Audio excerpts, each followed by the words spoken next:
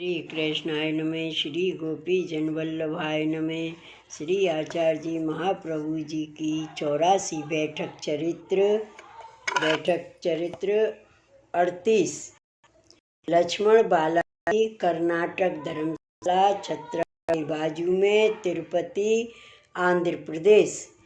श्री आचार्य जी महाप्रभु जी आप लक्ष्मण भट्ट जी सहित काशी में विराजते थे। उस समय वहाँ बहुत से पंडित श्री आचार्य जी से चर्चा करने को आते थे। उन सभी को आप निरुत्तर कर देते थे। श्री लक्ष्मण भट्ट जी ब्राह्मण भोजन को बुलाते थे, तब वे श्री आचार्य जी से वाद झगड़ा करते थे।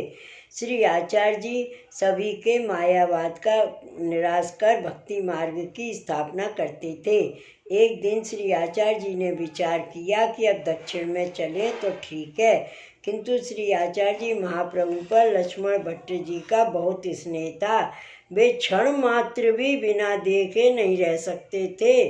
तब श्री आचार्य जी ने मन में विचार किया कि पृथ्वी परिक्रमा के बहाने से सकल तीर्थ स्नात करने हैं और 10 दिशाओं में दिग्विजय कर ब्रह्मवाद का स्थापन करना है।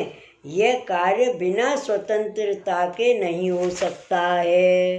पिता का स्नेह तो बहुत है, इसलिए अकेले परदेश जाने की वे आज्ञा नहीं देंगे।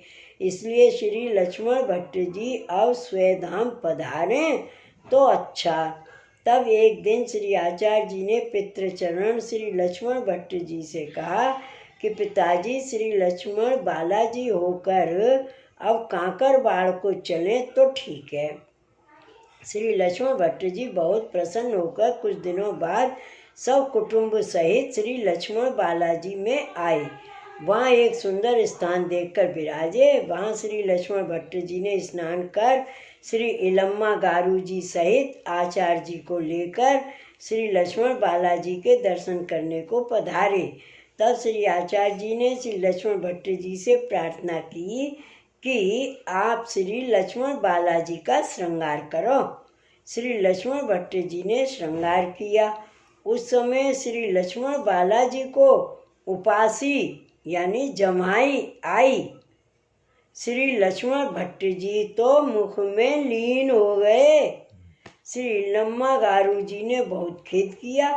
तब श्री आचार्य जी महाप्रभु ने अपनी मात्र चरण इलम्मा गारू जी को बहुत प्रकार से समाधान किया तथा कहा कि हमारे पिता तो अक्षर ब्रह्म का स्वरूप थे, इस कारण वे अक्षर ब्रह्म को प्राप्त हुए। उसके पीछे आप पिता के वस्त्र लेकर बाहर पधारे।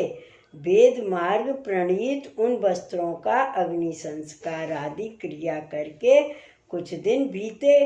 तब आपने माता जी से प्रार्थना की, अब आप राम कृष्ण को लेकर विद्यानगर में मामा के घर पधारो, मैं भी कुछ दिन बाद आऊँगा।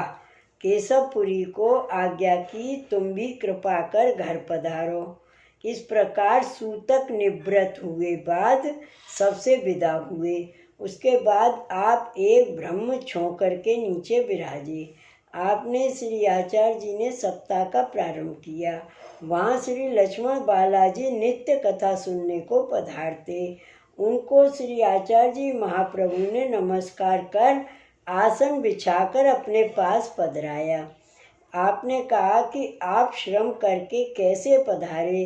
तब श्री लक्ष्मण बालाजी ने आज्ञा की, तुम्हारे मुख से कथा सुनने की बड़ी अभिलाषा थी, वह समय आज आया है। तब श्री आचार्य जी ने भागवत सप्ताह की। वहाँ महालौकिक आनंद हुआ। उस सप्ताह की समाप्ति कर श्री आचार्य जी महाप्रभु श्री लक्ष्मण बालाजी के मंदिर में पधारे। वहाँ सब सेवा श्रृंगार किए। पंडा को 25 रुपया सामग्री के दिए।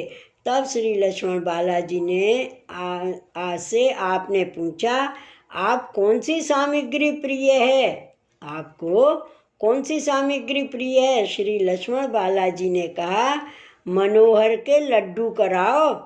उनकी आज्ञा अनुसार वही सामग्री सिद्ध करवाई। थाल में साजकर पंडा ने श्री आचार्य जी से प्रार्थना की, आप हाथ से भोग धरिए। तब श्री आचार्य जी ने अपने श्री हस्त से भोग धरा। तब श्री लक्ष्मण बालाजी ने कहा कि आप भी भोजन को विराजिए। ऐसा कहकर श्री आचार्य जी महाप्रभु की बाँह पकड़कर अपने साथ भोजन को बैठाया, परस्पर भोजन किया। उस समय बड़ा अनिर्वचनीय आनंद हुआ। उसके पश्चात आचमन कर, मुख वस्त्र कर, बीड़ी आरोगाय आरती की। पश्चात श्री लक्ष्मण बालाजी की आज्ञा मांगकर श्री आचार्य जी अपनी बैठक में पधारे। पीछे वहाँ से विजय की। इस प्रकार 3 बार आप श्री आचार्य जी महाप्रभु श्री लक्ष्मण बालाजी पधारे। तीनों ही बार अलग अलग चरित्र किए। श्री वल्लभाधीश की जय। श्री गोकुल नाथ की जय। जय जय श्री गोकुलेश।